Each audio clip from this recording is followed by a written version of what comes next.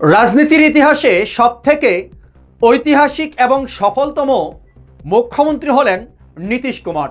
কারণ ১৯ বছরের মুখ্যমন্ত্রীত্বে তিনি ১০ বার শপথ নিলেন। দশমবারের মতো বিহারের পাটনার কুর্সিতে আবারও নীতিশ কুমার। জেডিইউ নেতা নীতিশ কুমারের উপর ভরসা করল দেশের প্রধানমন্ত্রী নরেন্দ্র মোদী এবং স্বরাষ্ট্রমন্ত্রী অমিত শাহ।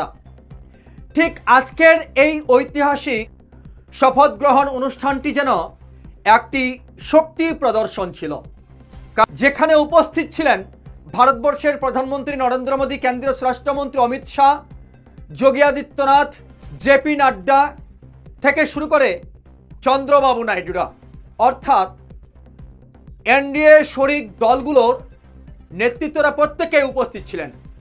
আর সেখান থেকে সবথেকে একটা বড় চিত্র তারা তুলে ধরেছেন যে এনডিএ এমন একটা গঠবন্ধন যেখানে ভাঙ্গন ধরা খুব কঠিন বিষয়। যেই এনডিএর উপর ভরসা করে কেন্দ্রের বিজেপি সরকার, সেই এনডিএকে কখনো ভাঙ্গন ধরাতে দেবেন না, এই প্রচেষ্টা কিন্তু কেন্দ্রের বিজেপি সরকারের। ঠিক আবারও নীতিশের উপর ভরসা বিহারের কুর্সিতে নীতিশ কুমার ১৯ বছরের মুখ্যমন্ত্রীত্বে ১০ বার শপথ নিলেন। তো ১৯ বছরে যদি কেউ ১০ বার শপথ নেয়, দশমবারের মতো মুখ্যমন্ত্রী হিসেবে শপথ নেয়, তাহলে তার মুখ্য দিন ছিল সেটা কি ৫ বছর না ২ বছর না ৩ বছর না ২.৫ বছর? নীতিশ কুমার কখনো এনডিএ কখনো ইন্ডিয়া অ্যালায়েন্স। ২০১৩ সালে ১৬ই জুন ১৭ বছরের পুরনো জেডিইউ এবং বিজেপি অর্থাৎ এনডিএ জোট ভেঙেছিলেন তিনি। ২০১৫ সালে মহাগঠবন্ধন অর্থাৎ জেডিইউ, আরজেডি এবং কংগ্রেস মহাগঠবন্ধন করেছিলেন। পরবর্তীতে ২০১৭ সালের ২৬শে জুলাই মহাগঠবন্ধন থেকে বেরিয়ে আবার পুনরায় এনডিএতে ফিরে গিয়েছিলেন।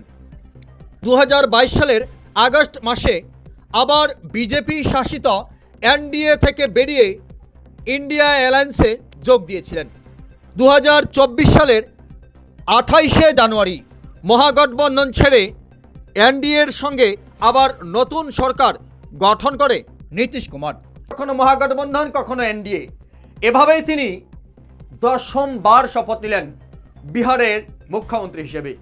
তবে আপনারা সবাই জানেন নীতিশ কুমারের রাজধর্ম হলো জোট সঙ্গীদের ছেড়ে অন্য জোট সঙ্গীদের সঙ্গে যাওয়া, এটাই নীতিশের রাজধর্ম।